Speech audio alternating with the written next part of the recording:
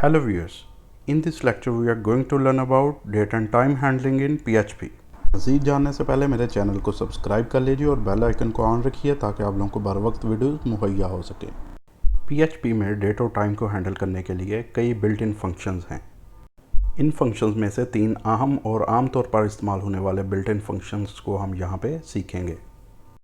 जैसा कि आप लोग स्क्रीन पर देख रहे हैं, इनमें सबसे पहला फंक्शन टाइम फंक्शन है, दूसरा स्ट्रिंग टू टाइम है और तीसरा डेट फंक्शन है। सबसे पहले बात करते हैं टाइम फंक्शन की। Time function current time stamp को सेकंड्स में रिटर्न करता है। Time stamp basically Unix operating system का वो टाइम है जो कि 1 जनवरी 1970 की मिडनाइट से स्टार्ट होता है। तो ये फंक्शन 1 जनवरी 1970 की मिडनाइट से लेके अब तक जितने भी सेकंड्स हो चुके हैं उनको नंबर्स में रिटर्न करेगा। नेक्स्ट बात करते हैं str टू टाइम फंक्शन यानी स्ट्रिंग टू टाइम फंक्शन। ये एक अहम फंक्शन है जिसमें हम लोग इंग्लिश में डेट और टाइम की डिस्क्रिप्शन मुहैया करते हैं और ये फंक्शन उस डिस्क्रिप्शन के मुताबिक टाइम स्टैम्प को अपडेट करके हमें उसका रिज़ल्ट शो कर देता है। तीसरा और सबसे अहम तरीन फंक्शन डेट फंक्शन है जिसमें बेसिकली डेट और टाइम की फॉर्मेटिंग होती है। ये फंक्शन दो आर्ग्यूमेंट्स को एक्सेप्ट करता है जैसा कि यहाँ पे सिंटैक्स में स्क्रीन पर शो किया गया है। इन आर्ग्यूमेंट्स में सबसे पहले डेट और टाइम का फॉर्मेट है और कोमा के बाद टाइम स्टैम्प है जो कि हमें रिटर्न होगा। लेकिन याद रहे कि फॉर्मेट आर्गूमेंट यहाँ पे लाजमी चाहिए हमें, लेकिन टाइम स्टैम्प जो है वो ऑप्शनल है। अब बात करते हैं उन करैक्टर्स की जिनको हम डेट और टाइम के लिए डेट फंक्शन में पास करते हैं। सहूलत के लिए इन करैक्टर्स के साथ साथ इनकी डिस्क्रिप्शन भी मुहैया की गई है और जो ये वैल्यू रिटर्न करेंगे उनको एग्जाम्पल के तौर पर यहाँ पे स्क्रीन पर शो करवाया गया है। इन करैक्टर्स में से सबसे पहले हम लोग टाइम के लिए इस्तेमाल होने वाले करैक्टर्स की बात करेंगे, जैसा कि आप लोग स्क्रीन पर देख पा रहे हैं। इन करैक्टर्स में से सबसे पहले H है, स्मॉल h और कैपिटल H। ये बेसिकली दोनों H जो हैं ये आवर्स के लिए इस्तेमाल होते हैं। स्मॉल h जो है ये 12 आवर्स वाला फॉर्मेट हमें रिटर्न करता है, जबकि कैपिटल H जो है ये 24 आवर्स वाला फॉर्मेट रिटर्न करता है। नेक्स्ट करैक्टर आई है जो कि हमें मिनट्स को रिटर्न करके देता है। उसके बाद एस है, स्मॉल एस जो कि हमें सेकंड्स को रिटर्न करके देता है। फिर ए है जो कि स्मॉल ए एम और पी एम के लिए इस्तेमाल होता है और फिर कैपिटल ए है जो कि हमें कैपिटल ए एम और पी एम को रिटर्न करके देगा। नीचे वाला टेबल डेज़ के लिए इस्तेमाल होने वाले करैक्टर्स को शो कर रहा है। इनमें सबसे पहला स्मॉल डी है जो कि हमें 0 से लेके 31 तक जो भी डे बनता है उसको नंबर्स में रिटर्न करेगा। नेक्स्ट अगर हम लोग कैपिटल डी को डेट फंक्शन में पास करते हैं तो ये हमें डे का नाम बताएगा 3 करैक्टर्स में, जैसा कि मंडे है या ट्यूसडे, तो 3 करैक्टर्स में उसको शो करेगा।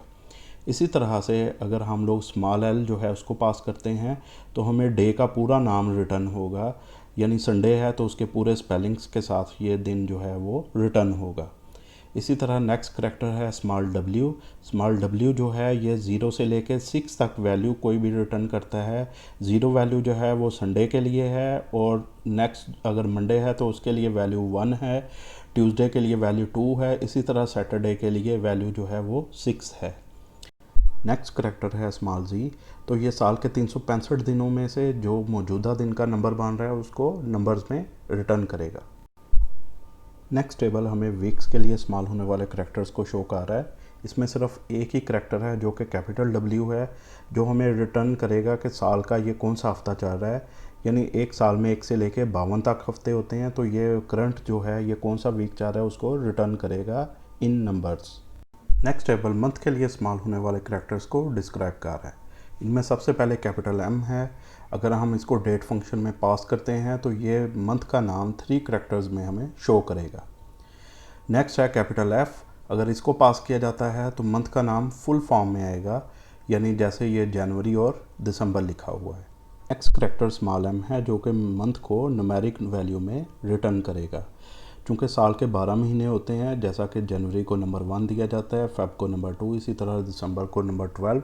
सो जो करंट मंथ चाह रहा हो उसके मुताबिक नंबर रिटर्न होगा। नेक्स्ट स्मॉल एन है। ये भी न्यूमेरिक मंथ को डिस्प्ले करवाने के लिए या रिटर्न करवाने के लिए इस्तेमाल होता है, लेकिन इसके साथ लीडिंग ज़ीरो सफिक्स के तौर पे इस्तेमाल नहीं होते। यानी 1 से लेकर 9 मंथ तक जो ज़ीरो साथ लगा होता है वो साथ रिटर्न नहीं होगा, जैसा कि एम करैक्टर की सूरत में रिटर्न होता है। लास्ट करैक्टर स्मॉल टी है जो कि मौजूदा महीने के कुल दिनों की तादाद को रिटर्न करने के लिए इस्तेमाल होता है। लास्ट वन टेबल ईयर के लिए इस्तेमाल होने वाले करैक्टर्स को डिस्क्राइब कर रहा है। इन करैक्टर्स में से सबसे पहला करैक्टर कैपिटल एल है जो कि लीप ईयर को रिटर्न करता है। लीप ईयर ऐसा ईयर होता है जिसमें 365 के बजाय 366 डेज होते हैं। अगर मौजूदा साल लीप ईयर है तो वैल्यू रिटर्न होगी 1, अगर नहीं है तो वैल्यू रिटर्न होगी 0। नेक्स्ट करैक्टर कैपिटल वाई है जो कि ईयर को 4 डिजिट्स में रिटर्न करवाने के लिए इस्तेमाल होता है। और इसी तरह सबसे लास्ट पे स्मॉल वाई है जो कि ईयर को 2 डिजिट्स में रिटर्न करवाने के लिए इस्तेमाल होता है, जैसा कि आप लोग स्क्रीन पर देख रहे हैं। तो आइए अब इन चीज़ों को प्रैक्टिकली परफॉर्म करके देखते हैं। यहाँ पे मैं सबसे पहले टाइम फंक्शन को इस्तेमाल करने जा रहा हूँ, सो उसको डिस्प्ले भी करवाएंगे। उसके लिए echo time control S to save. ये फंक्शन बेसिकली मौजूदा जो टाइम स्टैम्प है उसको डिस्प्ले करवाएगा। सो ये देखें यहाँ पे एक बड़ा सा नंबर शो हो गया। ये बेसिकली सेकंड्स हैं, चूँकि टाइम स्टैम्प के ये सेकंड्स हैं।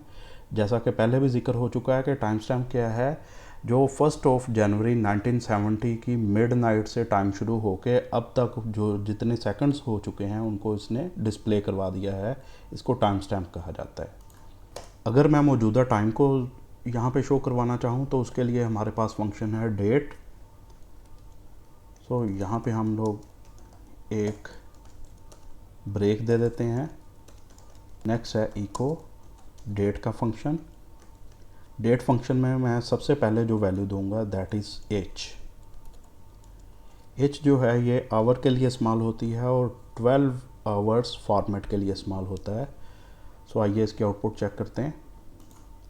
यहाँ पे उसने 09 शो कर दिया है, यानी आवर इस वक्त क्या है 09। अगर मैं यहाँ पे कैपिटल एच कर देता हूँ तो इधर वैल्यू जो है वो 21 आ गई है, यानी 24 आवर्स का फॉर्मेट आ गया है। अब एच करैक्टर के साथ साथ हम लोग मज़ीद करैक्टर्स का भी इस्तेमाल करके देखते हैं। सो एच कॉलन मिनट्स के लिए आई। सो आइए इसी को सिर्फ डिस्प्ले करवा के देखते हैं अभी। तो ये 9:26 उसने शो कर दिए हैं। अगर हम लोग सेकंड्स को भी शो करवाना चाहें तो साथ एस का इजाफा करेंगे, कंट्रोल एस, रिफ्रेश। तो ये 9:27 और 9 सेकंड्स उसने शो कर दिए। अगर हम साथ AM और PM का इजाफा करना चाहें तो उसके लिए स्मॉल ए या कैपिटल ए लिखेंगे। अभी मैं स्मॉल ए लिखता हूँ तो स्मॉल में AM और PM लिखा जाएगा। यहाँ पे उसने टाइम शो कर दिया और साथ PM शो कर दिया है। यहाँ पे एक चीज़ गौर करें कि यहाँ पे जो टाइम चाह रहा है वो 9:28 है और PM में है, जबकि मेरे पास जो सिस्टम का टाइम है वो 2:28 है और AM में है। ये फ़र्क क्यों है? यहाँ पे जो टाइम है वो टाइम स्टैम्प के लिहाज से है, जबकि मेरे पास पाकिस्तान का स्टैंडर्ड टाइम चाह रहा है। तो अगर हम चाहें कि यहाँ पे पाकिस्तान का जो स्टैंडर्ड टाइम है या आपकी कंट्री का जो स्टैंडर्ड टाइम है उसको डिस्प्ले करवाना है तो उसके लिए हमें टाइम जोन में तब्दीली करना पड़ेगी। तो उसके लिए PHP एक और हमें बिल्ट इन फंक्शन मुहैया करती है। आइए उस पर वर्क करते हैं।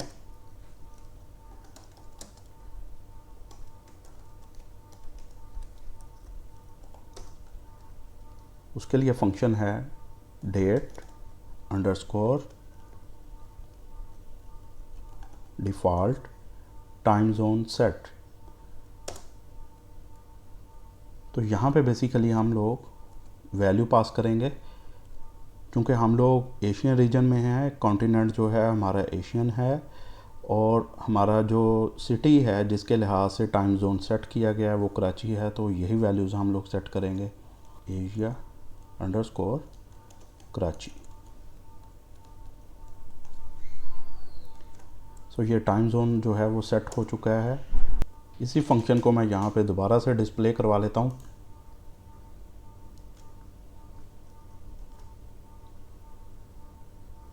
Control S to save. तो अब जो है वो वही टाइम यहाँ पे उसने शो कर दिया है जो कि मेरे सिस्टम का टाइम है, चूँकि मैंने टाइम जोन जो है उसको अपने सिस्टम के टाइम के मुताबिक सेट कर दिया था। नेक्स्ट बात करते हैं डेट के लिए इस्तेमाल होने वाले करैक्टर्स की। सो इको डेट।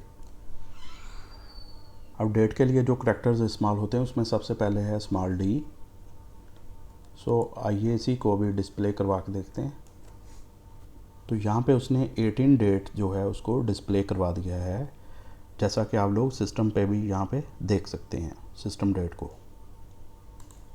सो इसमें मज़ीद चेंजेस करते हैं। इसके साथ और क्या शो करे, हम यहाँ पे ही इसका फॉर्मेट भी तय करते हैं। स्लैशेस के साथ शो करो डे, उसके बाद month, control S to save. So 18 और 07 उसने मंथ को शो कर दिया है।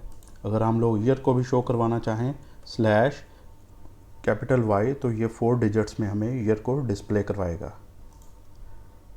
ये देखें, अगर मैं इधर कैपिटल एम कर देता हूँ तो मंथ जो है उसका नाम आएगा 3 कैरेक्टर्स में।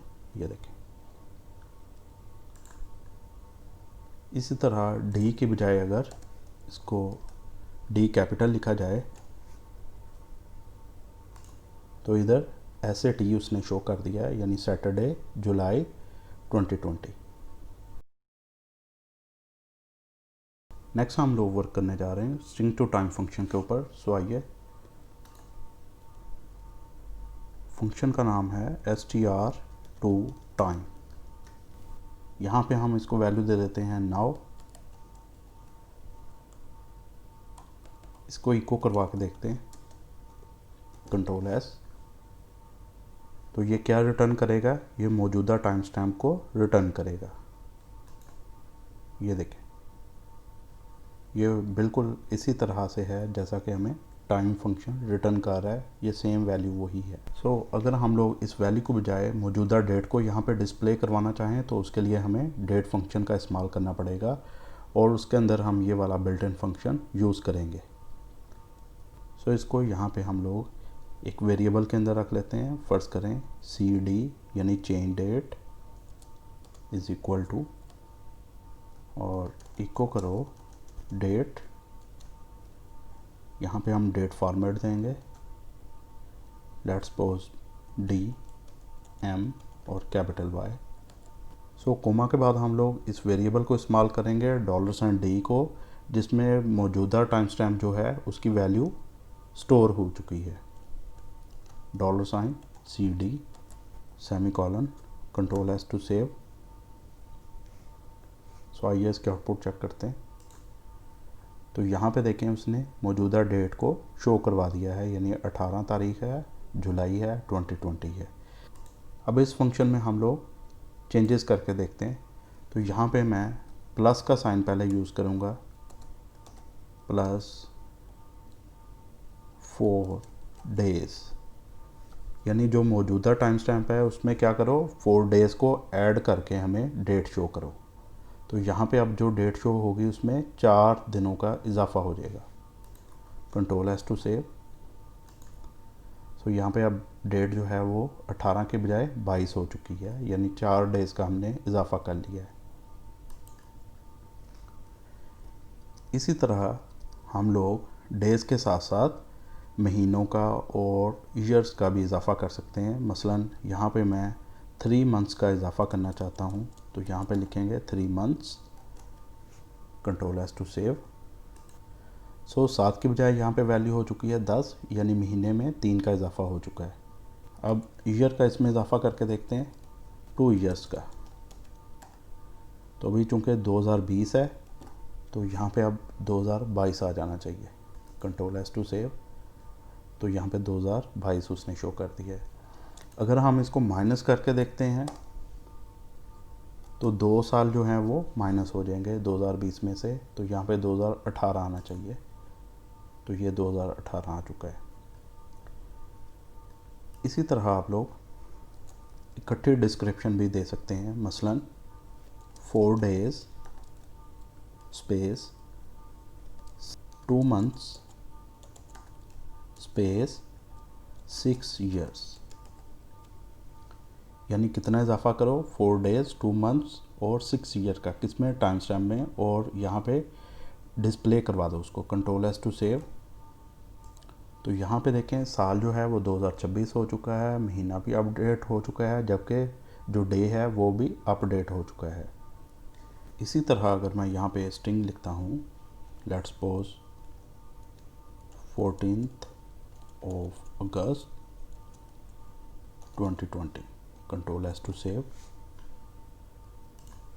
तो यहाँ पे उसने 14 अगस्त 2020 शो कर दी है। So thanks for watching. Next video तक के लिए इजाज़त दीजिए। अल्लाह हाफिज़।